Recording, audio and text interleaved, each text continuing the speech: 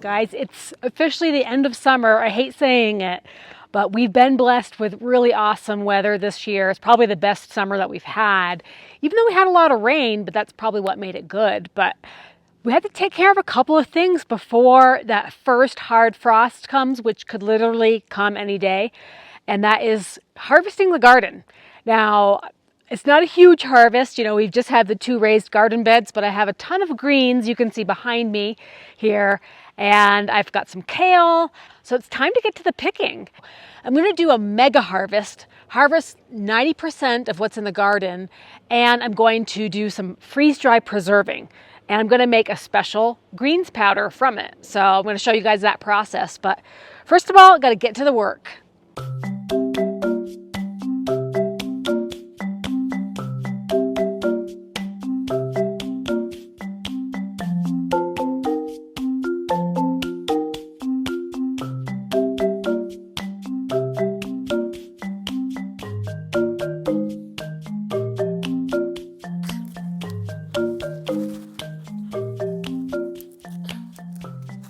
All right, and just like that, the garden's over.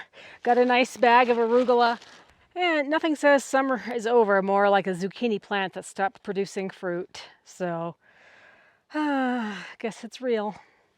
So the garden isn't the only thing I'm harvesting right now.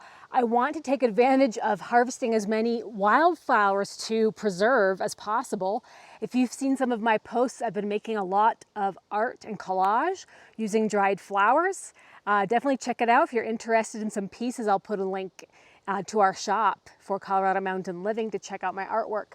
But popular flowers for preserving is white sage and brown-eyed Susans and a lot of the stuff that I have up here. So I'm just making some cuttings and then drying them to make sure I have plenty of things to work with over the winter after everything goes away.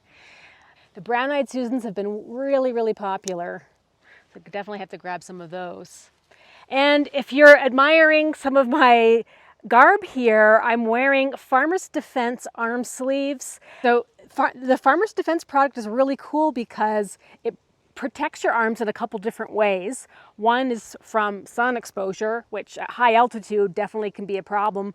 And the other is from all the irritation you get from reaching in between plants and grasses and picky things. And I am one to get really, really, really rashy after playing around in the grass or weeding or just reaching around plants a lot. So this product really helps to keep that from happening. And the other bonus that it has is, at least for Colorado, possibly where you are as well, you might start off in the mornings with really cool temperatures. And so you're tempted to be wearing a sweatshirt, but when you can pop on some temporary sleeves like this, and then as the temperatures warm up, you know, take them off to kind of cool off a little bit. And then I found myself putting them back on as the sun sets and things cool off again. So a really neat little product. I'll have a link in the video description as well. But for men and for women, I picked out a girly design with lots of flowers and butterflies, but they have all kinds of designs from camo to plain white or black.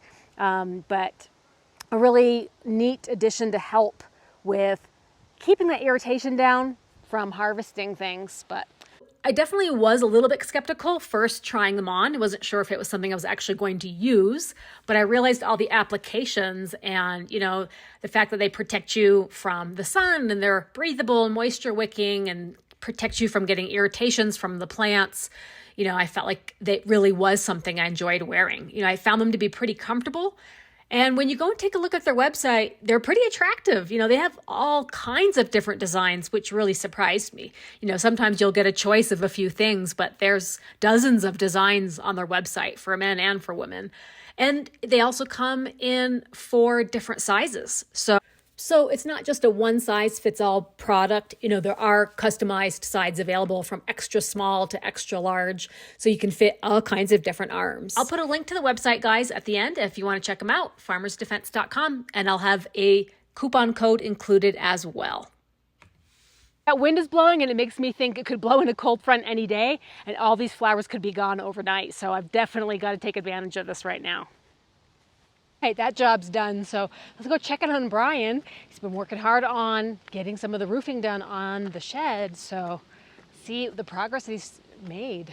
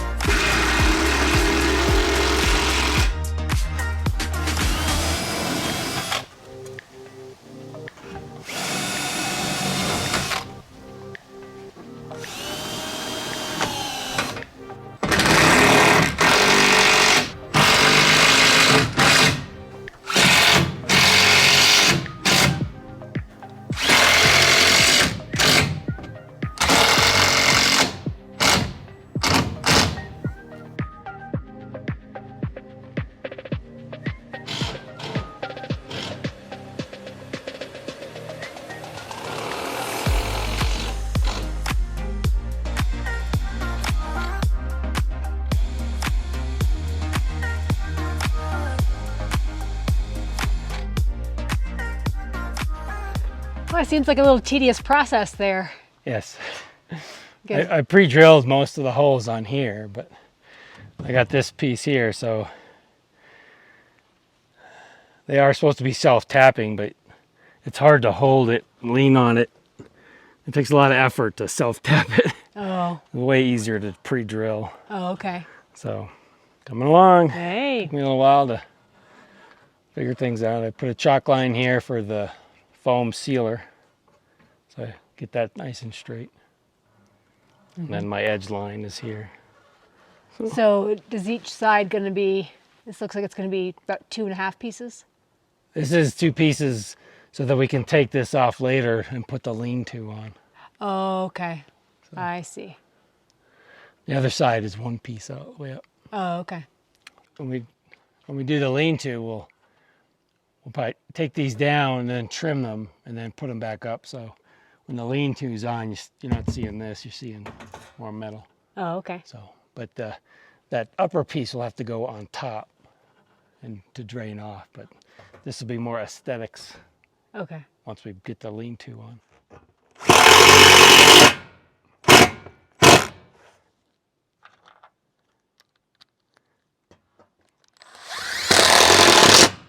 So you got all your sheets pre-cut here? Yeah, they came pre-cut. Oh. So, but I had to trim the edges over there because it's, I have 8 sheets, is 24 feet wide. It's only 22 feet 2 1/4 or 2.5. So I trimmed the edge off of that one, and I'll have to trim this off, which is good because it's all screwed up anyway. So.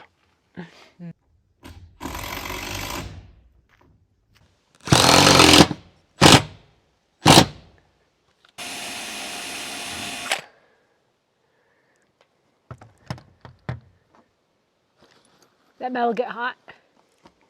Yeah. Probably better than white. It's not reflecting off on me.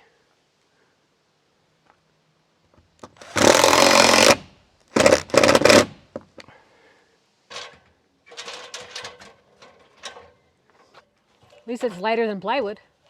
Yeah, for sure. Because I got the ones for the other side are full length. Oh, cool.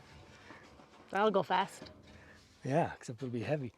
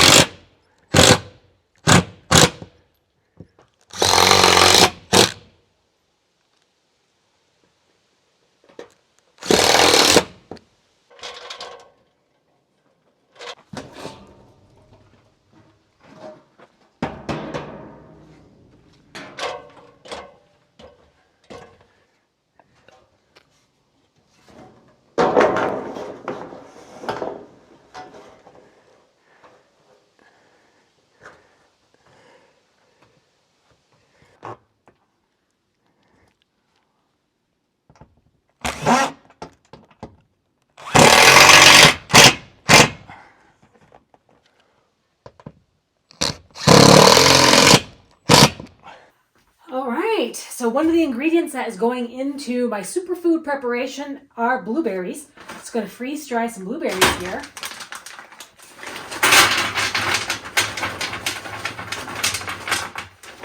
The important thing with freeze drying is everything's uniform as possible, so trying to get an even spread.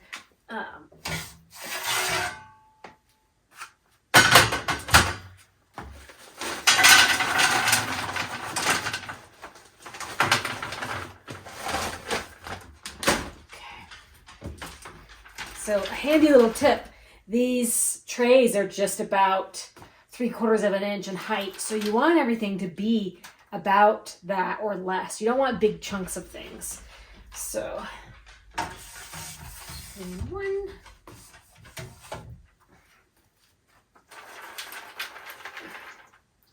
And then two.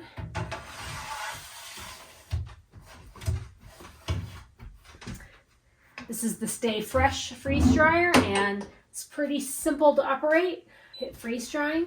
All right, everything's running, so we'll watch the monitor and see how much time it estimates for the frozen blueberries to become freeze dried, shelf stable, and put into a lot of different preparations. So you can keep tabs here on the freezing, so it's estimating 9 minutes of freezing time, and you can see where the probe is at 32. It's not going to start drying until it gets to -5. So that's what's going to get your product super frozen, ready to dry. And I heard Brian hollering at me, so I think I need to go help out on the roof. All right, we'll come back to this later. Yeah, that's a lot of progress. Almost a whole side done. Yeah. The lower side. Yeah,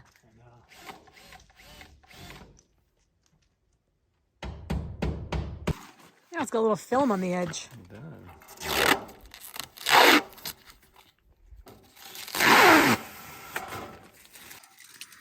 I'm just gonna pre-drill that hole that the overlap.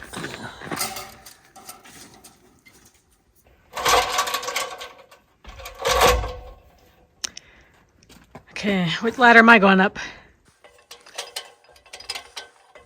Okay, here I am. Here comes Brian. oh, I'm scared of heights.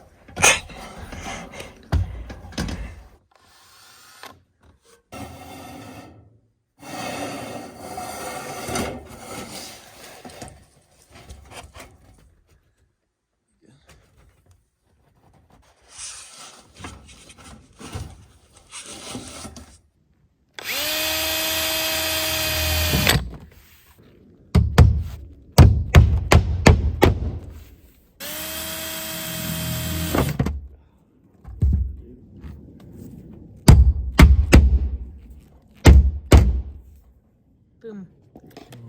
Done for the day. Done for the day.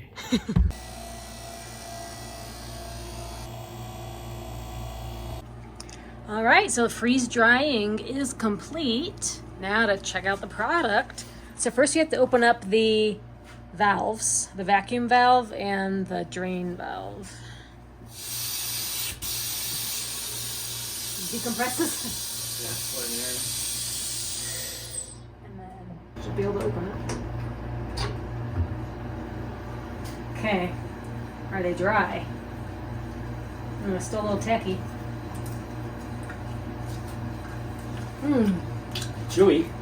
Freeze dry blueberries. They're pretty dry. Yeah. So that's how it looks, guys. It's pretty dry. Yeah, they're definitely not regular blueberries anymore. Okay, so the second ingredient I'm using for my superfood powder supplement is beets. So I already steamed them, and then I put them in the freezer to sort of save some time on the freeze dryer. So now I'm just gonna plop them into the trays. This just took this right out of the freezer. So these are beets from the farmer's market from the other weekend, and they're a mix of the red beet and the Choyoga striped beet. So you might be asking, why freeze dry it? Well, freeze drying will allow me to pulverize it into powder much easier. All right, I'm gonna do the automatic setting, which is the easiest. So pop my trays in.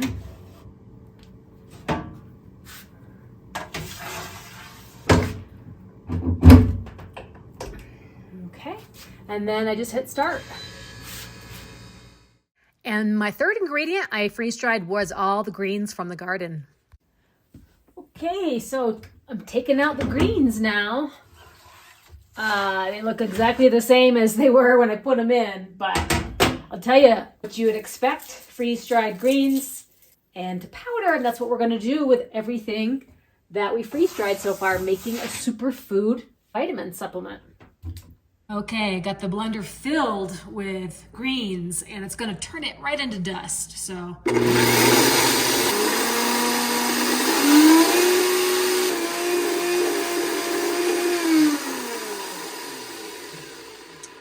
Okay, it's powdered.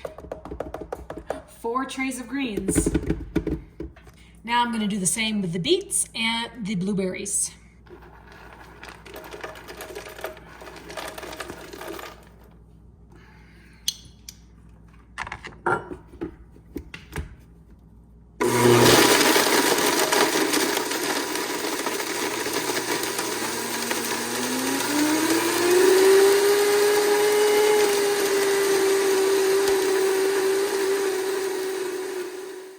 So you can see I've got my greens are in the jar, and now I've got my beets and my blueberry powder. Okay, and there you have it. So our superfood vitamin powder. This is the stuff people pay big bucks for when you're buying real food supplements. It's freeze-dried, concentrated, you know, healthy food fresh from the garden. Beets from the farmer's market, frozen blueberries, and greens from the garden. So I'm just gonna shake it up.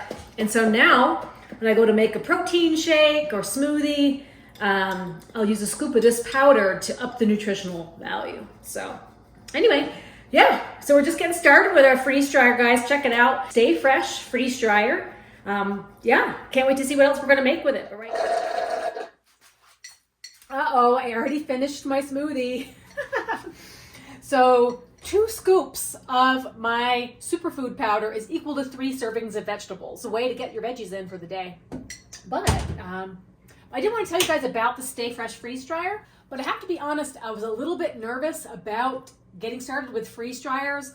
I had no idea what's involved, and believe it or not, I put this all together myself without Brian's help. He did help me move it into the house, but I pushed it in this location so we had access to outlets. I hooked up the vacuum pump, which is right here. I filled the vacuum pump with oil. I got the drain hose all connected, and then I ran it myself for the very first time. If there was a lot involved in all of the settings, I probably wouldn't be interested, but the fact that there's a 1 press automatic function and the whole thing processed, pretty simple, and made me want to do it again. So, you know, I tried 3 different things. I did the blueberries, the beets, and the greens, all the greens from the garden. The power button is on the back. And then once you turn it on, you get your screen going. So the screen, you know, comes up with a name, and then you can go to settings, or you can go right to freeze drying. If you wanted to, you can pre-freeze your food and save some time. But what I found was using the beets for the example, from start to finish, putting the trays in there, the cycle ran entirely for about 12 hours, including the freezing and the drying. And after 12 hours, we had completely freeze-dried food. So I need some help from you guys. What else should I make in the freeze dryer? I know there's all kinds of applications. It's good for prolonging shelf life. It's good for having emergency food on hand. It's good for having a supply of items that you don't want to have to go to the grocery store for when you run out, like milk or eggs. So yeah, so what should we freeze dry next? I'm really glad that we had this in time to take care of everything in the garden. You know, it was a giant harvest. I got 2 big plastic bags of greens from the kale and the arugula, and I didn't want it to all go to waste, and I knew we couldn't eat it that fast. So being able to freeze dry it into a powder that retains all of its nutrients, and then I can have this, you know, this will probably last me a month of making healthy smoothies with all of our garden greens. And another option you have is to get the impulse sealer from Stay Fresh, so you can bag and seal your foods and then keep them shelf stable. So I'm really excited about it now that I've used it and gotten the hang of it a little bit. I know what to expect. So feel free to drop some comments, guys, if you have any ideas of what we should freeze dry next. I'd love to give this thing some more use and get more familiar with it, get more experimental. And also we have a coupon for $50 off. If you're thinking about investing in one of these, it feels like there's a lot of potential here, and I'm just at the tip of the iceberg. All the links will be in the video description, and we'll see you next time. All right, bye-bye.